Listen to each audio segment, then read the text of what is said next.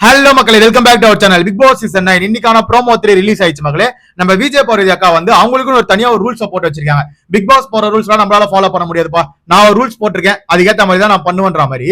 எனக்கு எப்ப தோணுதோ அப்பதான் நான் வேலை செய்வேன், எனக்கு தோணலன்னா நான் வேலை செய்ய மாட்டேன் அப்படின்றது தான் இங்க மீனிங். அதாவது கிச்சன் டீம்ல நான் வேலை செய்யணும்னு சொல்லிட்டு கேட்டு வாங்கிட்டு போனது இவங்க தான்.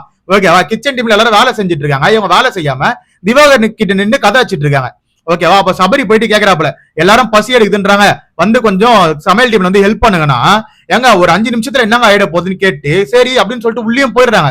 கிச்சன் ரூம்ல போயிட்டு அமித் கிட்ட கேக்குறாங்க, ஒரு 5 நிமிஷம் எனக்கு கேப் தர மாட்டீங்களா? உடனே நம்ம அமித் அவர்கள் வந்து சரியான நோஸ்கல் கொடுத்தாப்புல விஜய் பார்வதிக்கு.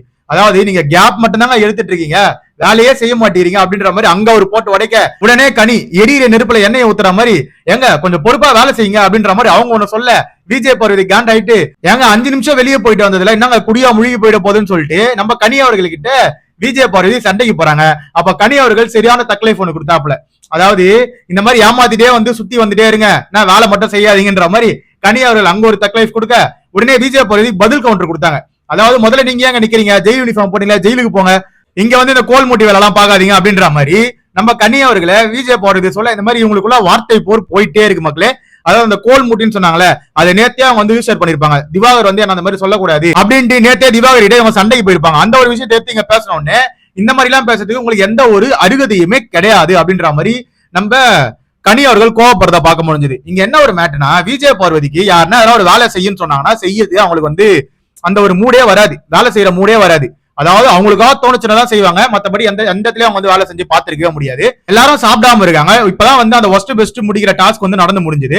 சரி வந்து சாப்பாடு செஞ்சு கொடுத்துட்டு போதுல என்ன, இதுவே வேற யாராவது கிச்சன் டீம்ல இருந்து சமையல் செய்யாம வந்து உங்களுக்கு பசி எடுக்கும் போது கேட்டாங்கன்னு வச்சுக்கோங்க, உடனே விஜய் பார்வதி சொல்லுவாங்க, ஐயா என்ன இவங்க வேலையே செய்ய மாட்டேங்கிறாங்க, இதெல்லாம் கேட்க மாட்டேங்கல கேப்டன் அப்படின்ற மாதிரி கேப்டனை பிடிச்சி ஏறி வருவாங்க. இல்லைன்னா அவங்க கிட்டே சண்டைக்கு போவாங்க. இவங்களுக்கு வந்தா ரத்தம், மத்தவங்களுக்கு வந்தா தக்காளி சட்னின்ற மாதிரி தான் கேட்க தோணுது.